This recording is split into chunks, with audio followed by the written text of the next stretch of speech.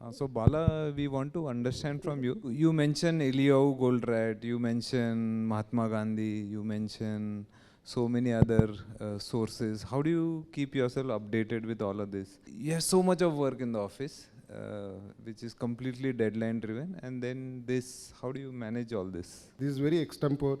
It was not planned at all. The question is that how do you keep yourself updated? When you have problems, you will have to keep yourself updated. the problems let you to learn, the problem let you to ask for help, support. You have to let your ego down when there is a problem and go and reach out. And I am of a very strong opinion, if you have any big challenge, somebody else might have already seen this challenge.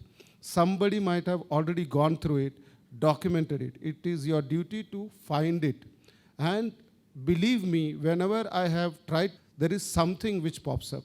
So वो कब आपको जाकर use में आएगा ये आपको पता नहीं, बट वो राइट टाइम पे आपको याद आता है और वहाँ पर आप रिफर करते हो. One thing leads to another thing. So that's what my answer is. I'm glad when your wife allows you so much time to do other academic research and all of this. You spoke about technology helping you. You coming from a you're a company secretary. How do you know what is going on in what Salesforce and all this ages ago? You're not a technology guy. Why are you using technology and making life difficult of other professionals? How do you get to know of these technologies? हम भी Google search करते हैं, हमको तो कुछ नहीं मिलता है. I think Charul would have been a better person to answer this question. Charul Gupta was my first trainer, senior. In 2006, exactly I remember the months also, maybe around April, May. When I joined SKP, मैं copy करता था एक जगह से और बाहर दूसरे document में जाके कॉपी सेव करना चाहिए ना, मैं बाहर ही सेव कर देता था. ये फैक्ट है. कॉपी करता था, दूसरे डॉक्यूमेंट में सेव नहीं करता था, बाहर जाके सेव कर देता. आजकल वो सेव करने देता नहीं, तब सेव करने देता था. और एरर डॉक्यूमेंट बन के ऐसे उधर फैले हुए रहते थे. One day my senior saw this, ये क्या है, क्या कर रहे थे. मुझे लगा कुछ तो गड़बड़ है, पर मैंने क्या गड़बड़ किया ये नहीं मालूम. वो खोल रहा हूँ तो खुल नहीं रहा है. That is the level of technology with which I started off in this profession. So the crux is that आपको आपके गोल तक पहुंचने में कोई चीज़ रुकावट आ रही है, और मुझे ये रियलाइज़ हुआ कि टेक्नोलॉजी बहुत बड़ा रुकावट बन सकता है मेरे करियर में. So how do we process things? How do we bring in technology into these processes? This is a formula that we use internally in our organization, that is PPT. People, process, and then technology. We always talk about technology as one of the prime differentiator. In fact, it is not that's my humble learning that I have had and interactions with my team, technology team, my process team, sales team, so many different people. Technology is only a tool. That tool per se doesn't have any meaning as such. If you combine a problem, people who understand that particular problem, convert that into a process, a defined set of processes, then you bring in technology, then it works. Otherwise, today, anybody with some money can bring in technology. Some developers, a few technology software implementations, so on and so forth. But it does not work that way. We have also tried few of the things and we miserably failed. And you guys don't know because it doesn't reach to your hands. But when we have a specific problem, when we have a process set around it, if you cannot do it physically, you cannot do it through technology also. You can scale up, but you cannot do it. So that's the learning that we have got, and very early on, that's the way in which we progressed, and probably this is just a starting point. Next question is to Anil. You are one of those kind of people who can advise smaller micro organizations, as Startupwala was 10 years before. You can also advise 1,000 crore big companies. How do you find this transition? In the same practice, you can do both these things. What is the difference that you see in smaller organization and bigger organization? I don't think there is any difference. Just as I earlier also mentioned, the objective of any business, be it a pawn shop or a multi-million dollar company, it is to earn profits, and that is the only answer that every businessman wants. And because the answer is so simple, that's why it is for every organization. It is to improve their employee revenue, improve their top line without disturbing the bottom line. That is for everybody. I don't think that the problem may get more complex, but then you have more resources to solve those problems.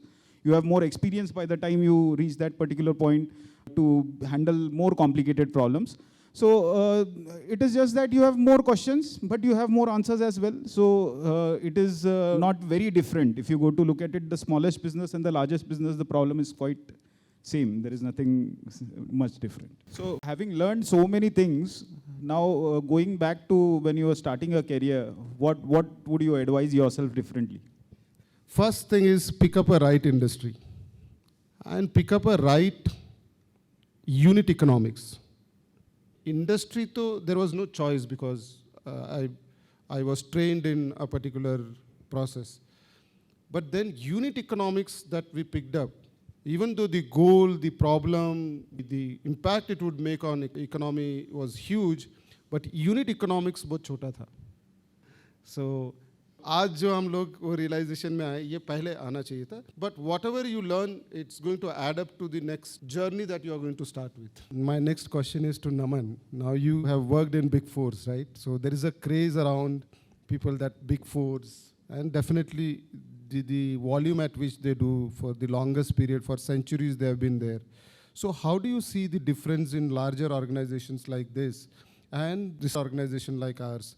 What basic difference do you find and which is better? And probably that may be a wrong question, but you can answer it openly. So when I started my career at EY, things are quite different, and now things are quite different here. So when we started our career at EY, we used to do everything. I mean, let's say I was looking after indirect tax. So there was no vertical system, right? If you have a client and whatever query, whichever act related, you are supposed to handle that. But what I understand right now, I mean, although I'm not really in touch with CA stuff, although I'm a CA, but now you'll have a client which is let's say from automotive, or you'll do only customs, or you'll do only GST.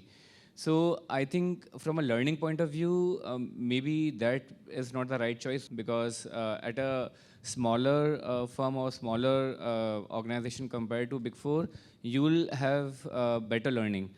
But having said that, from a career point of view, whoever can get into Big Fours with that objective that, okay, learning is fine. If I can excel in one particular field, if that is good enough for them, I think they should go for that. But from overall growth point of view, overall knowledge perspective, I think small organizations are better. I would like to interrupt and ask you something. We have spoken just now about Big Fours. So what stops, and I have not seen a global giant, in incorporations, in trademarks and those things. So why are we speaking about India today when, there are 50% of the technology people are working remotely from India already? The online incorporations, just like in India, it's almost in most of the developed countries, as well as the developing countries, it's already online. Why are you restricting your market to India when you can incorporate those already, 50, I don't remember the number, already say 60% of China is incorporated form or a formal form, then you can have a 10% market share from there. They must be doing it online already. See, this is the question to which I was trying to get answer for last 15 years. And now I have a very specific answer to this question.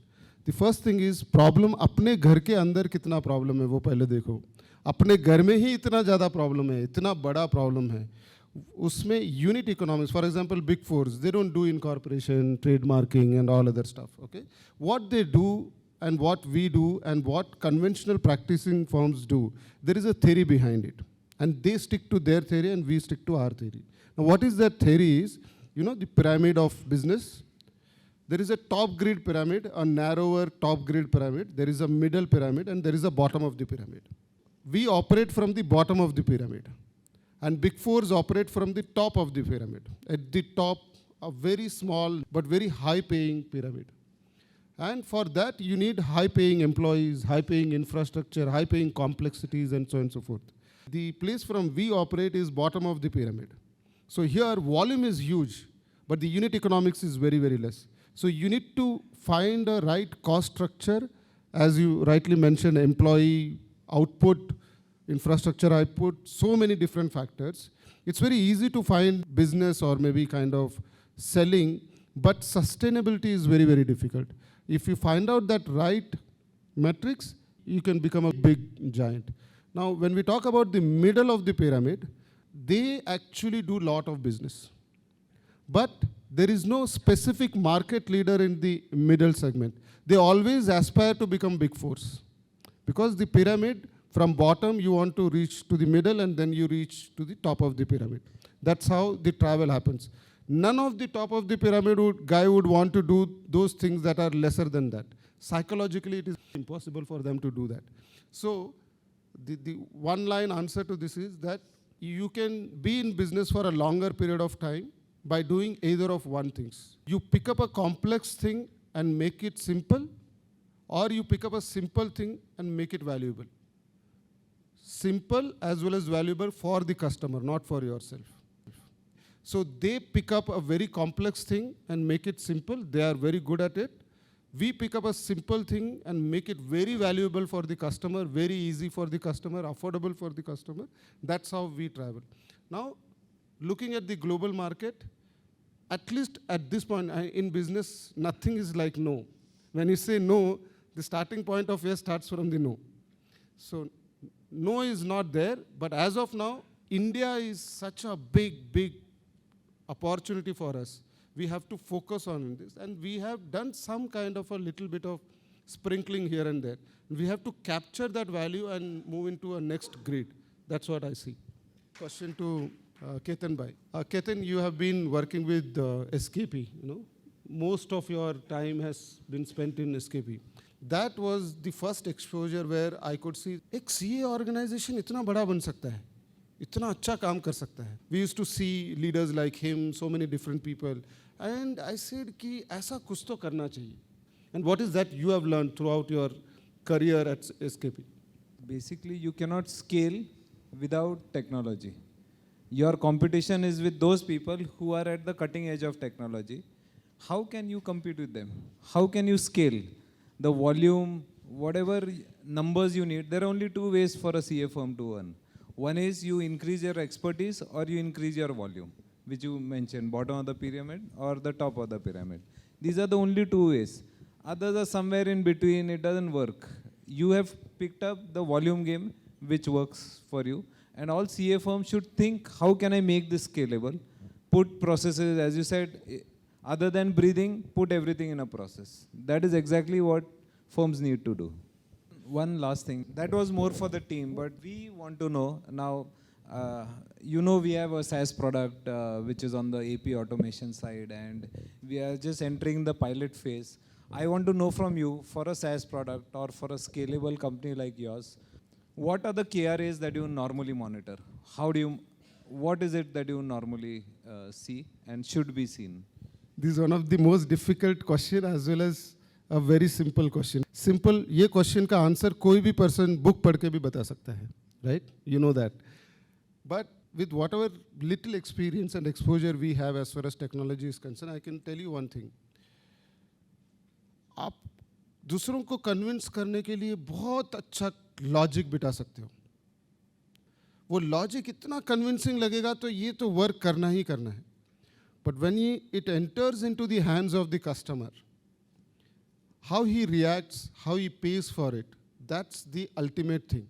Unless you do that, you would never be able to learn anything specific about it.